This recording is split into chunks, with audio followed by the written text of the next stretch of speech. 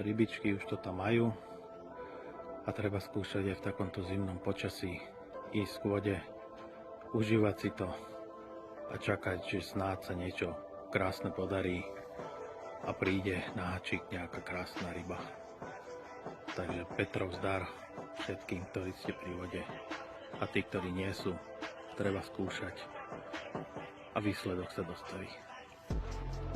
Doma tú rybu na gauči nechytíte. Petrov zdar.